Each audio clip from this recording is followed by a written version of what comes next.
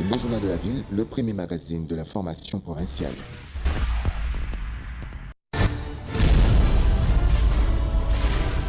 Tout de suite, le journal.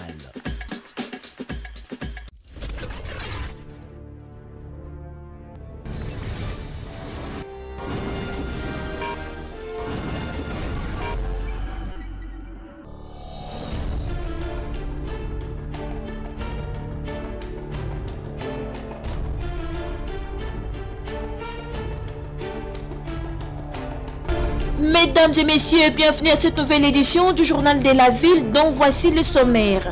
La MOCA décrète une journée ville morte ce vendredi 28 décembre sur toute l'étendue du territoire national contre les reports des élections à Beni, Butembo et Yumbi pour des raisons inavouées. Pierre Lumbi, directeur des campagnes de Martin Fayulu, invite la CENI à retirer instamment cette décision.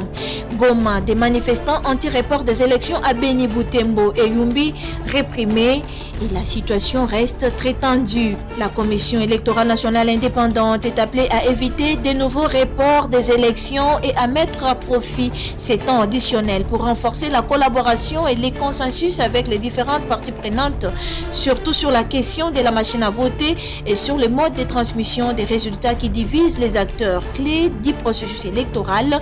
C'est l'une des recommandations faites par la LIFDED et CP ce jeudi 27 décembre lors de la publication du rapport mi-parcours de sa mission d'observation campagne électorale sur terrain.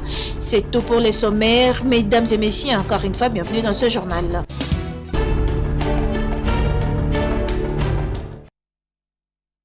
Cérémonie solennelle des prestations des serments de hauts magistrats au Palais de la Nation ce jeudi 27 décembre devant le magistrat suprême Joseph Kabila Kabange et en présence du président du Sénat, le deuxième vice-président de l'Assemblée nationale, du Premier ministre et du ministre de la Justice, Alexis Tambwe Mwamba. Les assermentés ont juré devant le drapeau d'orienter l'instrument judiciaire pour asseoir un régime de redevabilité et vont mettre en œuvre toutes les réformes de la justice pour l'effectivité d'un état de droit et servir la nation. Ces serments concernaient les hauts magistrats de la Cour de cassation, du Conseil d'État et de parquets généraux. 23 hauts magistrats en qualité de président et de conseillers de la Cour de cassation ont prononcé leur serment en ce terme. Je jure de respecter la Constitution et les lois de la République démocratique du Congo et de remplir loyalement et fidèlement, avec honneur et dignité, les fonctions qui me sont confiées. Ensuite, ils ont signé le procès-verbal, prenant acte de leur serment. Ce fut aussi le tour des avocats généraux de prêter serment. Respecter la Constitution et les lois de la République démocratique du Congo et de remplir loyalement et fidèlement, avec honneur et dignité, les fonctions qui me sont confiées. Joseph Kabila Kabange a pris acte de leur serment en qualité du magistrat suprême. Je prends acte de votre prestation de serment en qualité respectivement de président et de conseiller de la Cour de cassation. Mes très sincères félicitations. Pierre Lumbi, directeur national de campagne de Martin Fayulu, en conférence de presse ce jeudi 27 décembre 2018 à Kinshasa, a accusé la Commission électorale nationale indépendante d'exclure en complicité avec le pouvoir pour des raisons inavouées Beni, Butembo et Yumbi des élections prévues le 30 décembre. Les 3 circonscriptions sont acquises à la MOCA, d'après Pierre Lumbi, directeur de campagne de Martin Fayulu. La CENI veut se débarrasser de certaines circonscriptions pour des raisons inavouées. Nous voulons interpeller la CENI pour l'adhésion que la population a avec la MOCA et lui demander de retirer sa décision instamment, a déclaré Pierre Lumbi. Le calendrier réaménagé de la CENI prévoit les élections en mars 2019 à Beni, Butembo et Yumbi, mais ne donne aucune date sur la publication des résultats des élections législatives nationales et provinciales. Pendant ce temps, le président élu aura déjà prêté serment le 18 janvier 2019. La MOCA voit des manœuvres de la CENI pour organiser le fraude. Par cette décision, la CENI omet sciemment de parler de la publication des résultats des élections législatives nationales et provinciales. En suspendant la publication des résultats de vote des élections législatives nationales et provinciales, la CENI veut se donner le temps de manipuler le résultat en faveur d'une catégorie choisie et bien connue. En réalité, toutes ces manœuvres mettent en nu les manigances de la CENI. Il s'agit d'une fraude électorale organisée sur la composition du corps électoral, a ajouté Pierre Lumbi. La MOCA a décrété une journée ville morte ce vendredi 28 décembre au pays pour protester contre la décision de la CENI et exiger son annulation.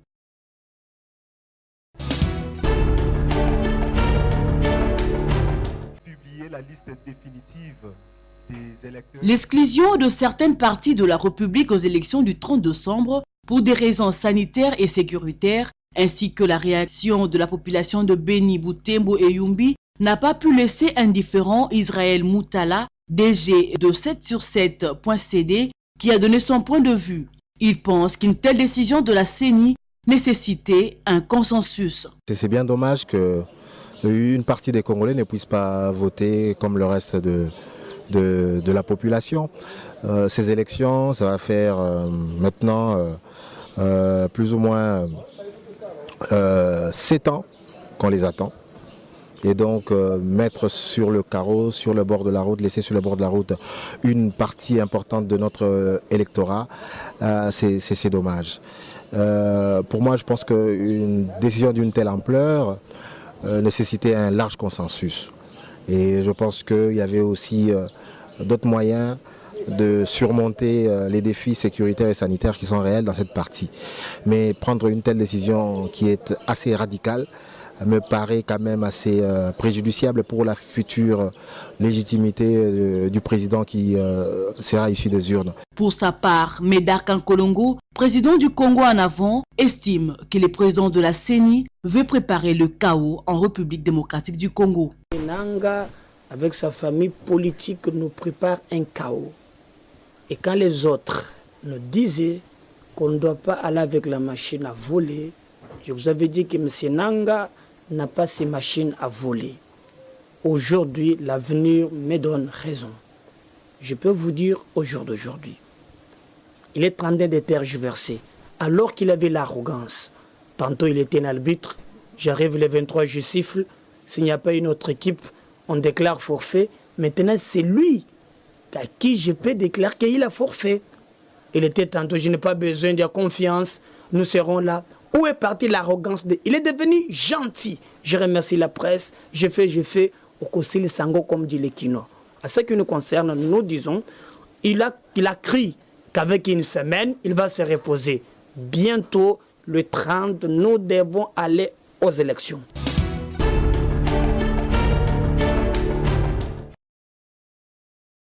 La campagne électorale était émaillée d'incidents majeurs susceptibles de compromettre la paix et la quiétude lors du déroulement des scrutins.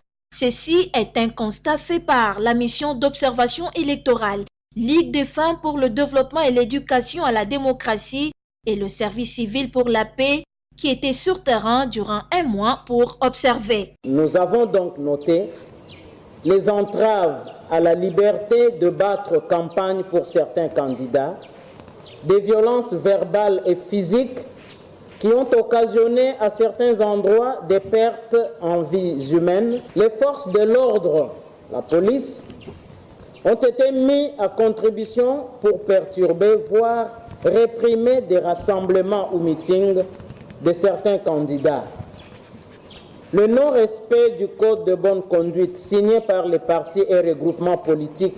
Les faits suivants méritent également d'être relevés. L'incendie de l'entrepôt de la CENI à Kinshasa. Cependant, la LIFDED et CP s'interrogent sur les reports des élections par la Commission électorale nationale indépendante dans certaines provinces et villes de la RDC. Que dire alors de l'annulation de la présidentielle et du report des élections législatives et provinciales dans les villes de Beni et Butembo dans la province du Nord Kivu et Yumbi dans la province du Mai-Ndombe. Et compte tenu de tout ce qui précède, la LIFDED et CP recommande aux candidats présidents, députés nationaux et provinciaux le respect des lois et règles établies, un discours non violent à quelques jours de la tenue des scrutins. À la Commission électorale nationale indépendante d'éviter un nouveau report en respectant la nouvelle date fixée, à la population d'aller voter massivement dans la paix les jours de vote pour garantir le changement dans le pays.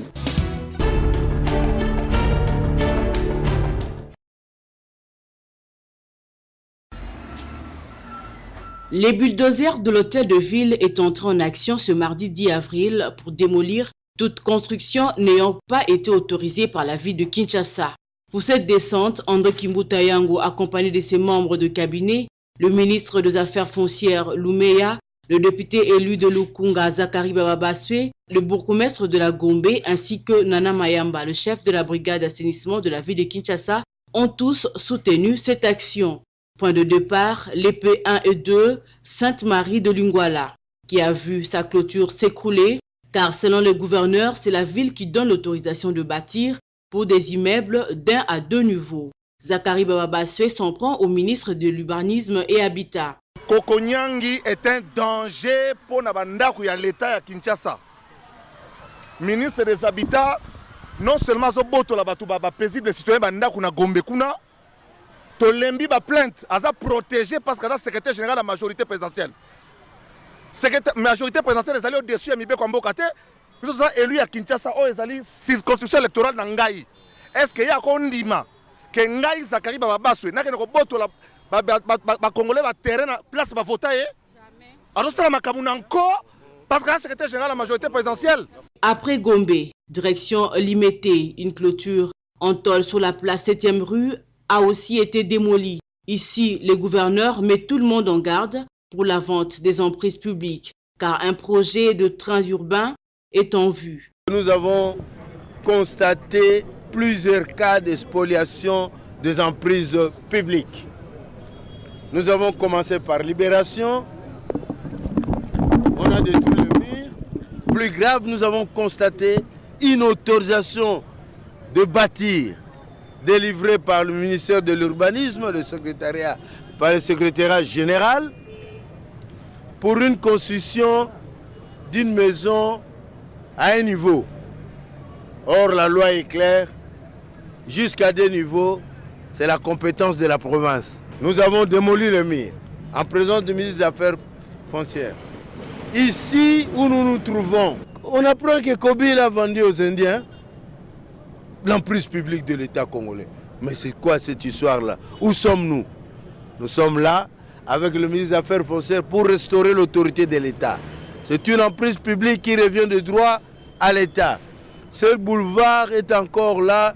Elle doit subir pas mal de transformations. Bientôt, à partir du 1er juin, on va commencer la construction du train urbain. Le ministre des Affaires foncières soutient cette démarche. Nous défendons les mêmes intérêts, les intérêts du peuple congolais. Nous sommes là pour restaurer l'autorité de l'État. Chaque fois que le gouverneur fera appel à nous, nous viendrons. Les conservateurs, chefs de division, géomètres de cadastre sont mis en garde.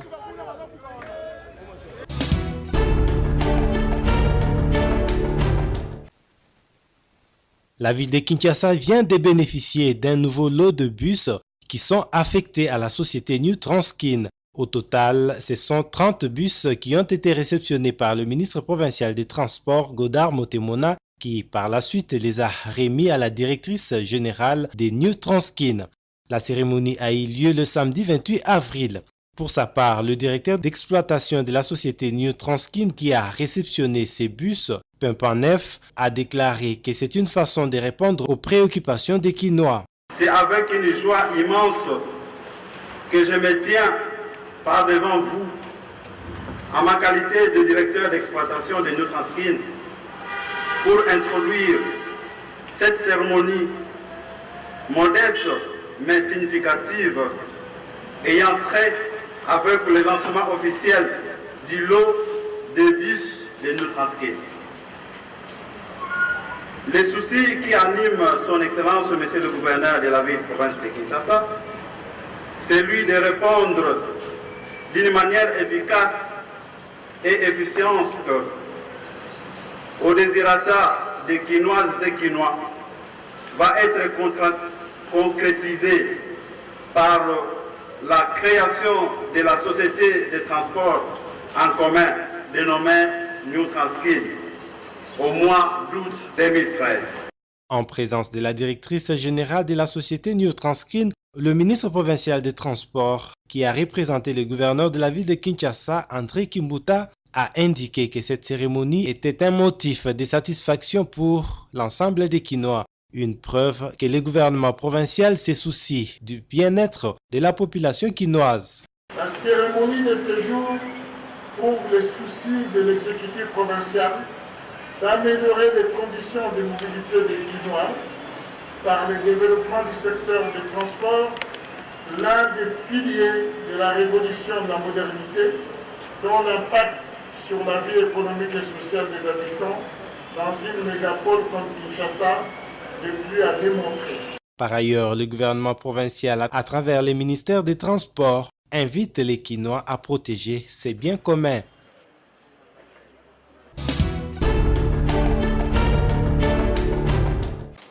La cérémonie des remises et reprises entre les comités de gestion sortants et les comités de gestion entrants, présidés par le secrétaire exécutif du gouvernement provincial de Kinshasa, Mathieu Kolokei, a eu lieu ce jeudi au siège de la DGRK.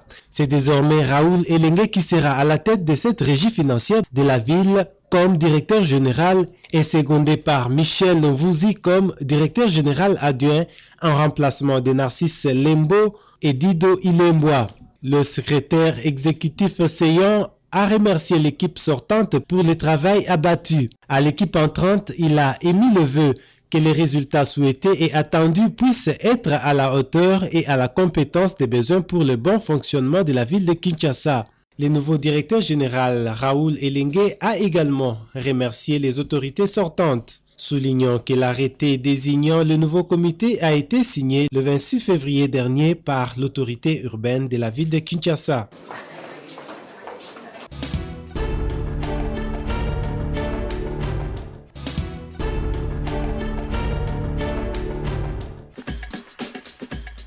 Ainsi s'achève cette édition du Journal de la Ville. Mesdames et messieurs, merci de l'avoir suivi. Le prochain numéro est prévu pour ce vendredi.